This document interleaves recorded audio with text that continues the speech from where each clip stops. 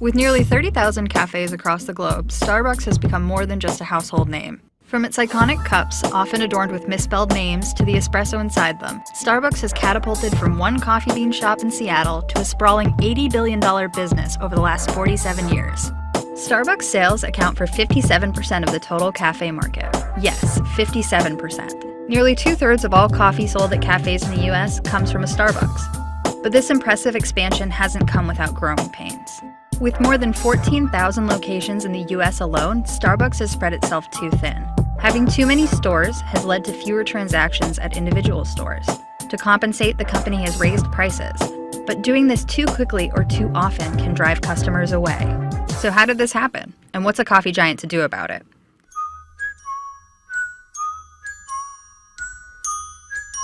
The year is 1970. Three college friends, Zev Siegel, Jerry Baldwin, and Gordon Boker, decide to get into the coffee business. They found a mentor in Alfred Peet, founder of Peet's Coffee, and the man responsible for bringing custom coffee roasting to the U.S. He knew the coffee industry inside and out, especially the gourmet end. He was the most educated coffee guy in the country at that time.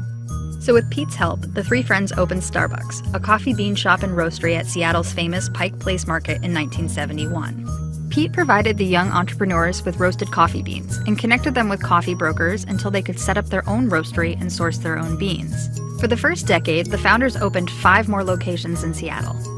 At this point, contemporary coffee consumers might have noticed a glaring absence: actual coffee drinks. But that's the thing about the 70s coffee culture.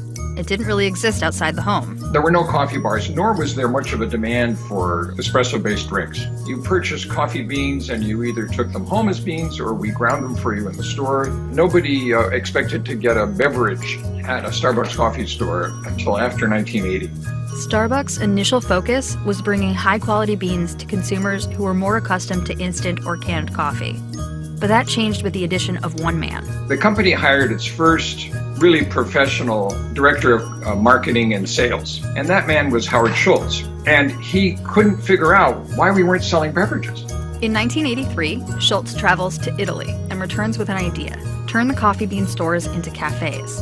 Starbucks served its first latte the next year. The experiment was a success, and 4 years later, Schultz partnered with investors and bought Starbucks for $3.8 million. He was only 34 at the time. Schultz pursued a strategy of aggressive expansion. By the time the company went public in 1992, it had 165 stores. By 1996, it had opened more than 1,000 locations, including its first international cafes in Japan and Singapore. Growth was so rapid that just 3 years later, Starbucks opened its 2,000th location. Once they found a business model that worked, that translated to other geographies, that gave them the opportunity to really accelerate growth, really put the pedal to the metal in terms of expanding across the globe. Schultz switched from CEO to executive chairman in 2000, at which time Starbucks operated 3,500 stores in more than a dozen countries. Between 2000 and 2007, the number of Starbucks cafes more than quadrupled, from 3,500 to over 15,000. During this period, the company opened an average of 1,500 stores every year, including 2,500 in 2007 alone. Sales shot up from $2 billion to $9.4 billion. Consumers were increasingly ditching their kitchen mugs for these iconic paper-to-go cups. But then Starbucks hit a wall. The 2007 financial crash. That year, its rapid growth screeched to a halt, and its stock price plummeted by 50% as cash-strapped consumers backed away from pricey coffee habits. The Great Recession was devastating for the restaurant industry. What we typically saw was more trading out, so consumers taking a pause on that everyday luxury that Starbucks offered. So Starbucks brought back Howard Schultz. This news alone caused Starbucks stock to shoot up by 9%. Schultz halted growth and focused on customer experience. He shuttered cafes, more than 600 in 2008 and another 300 in 2009, and laid off around 6,700 baristas. A month after his return, Schultz ordered Starbucks to close all of its U.S. locations for one afternoon, so he could retrain more than 135,000 baristas about how to make its signature espresso. Schultz's goal was to remind customers what they loved about the brand by making the stores an experience, not just a place to get a quick coffee. They stopped selling breakfast sandwiches and brought back in-house grinding, infusing the cafes once again with that fresh coffee aroma. Schultz even mandated the removal of automatic espresso machines. These made service faster but removed much of the romance and theater of watching baristas craft each cup of coffee. Schultz's makeover worked. The company's stock soared more than 143% in 2009, and same-store sales rebounded. Starbucks has posted positive same-store sales ever since. During Schultz's makeover of the cafes, Starbucks barely opened any new stores, but the pace picked up again in 2012. By 2017, Starbucks opened nearly 3,000 more locations, ending the year with 28,000 cafes around the world. However, this brings us back to the first problem: profit cannibalization. Oversaturation, particularly in urban locations, has spread sales thin. Because Starbucks has so many locations, customers don't have to be loyal to just one. So even if Starbucks' overall sales are growing, its individual same-store sales won't reflect it. Compounding this problem are changing consumer preferences. People are shying away from sugar-laden calorie bombs, which happens to be one of Starbucks' staples.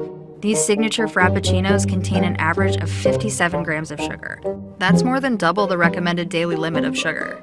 So to combat these problems, Starbucks is changing once again. The company announced the closure of 150 stores in 2019. That may seem like a drop in the bucket for a sprawling company like Starbucks, but it's 3 times the number of stores it usually closes each year.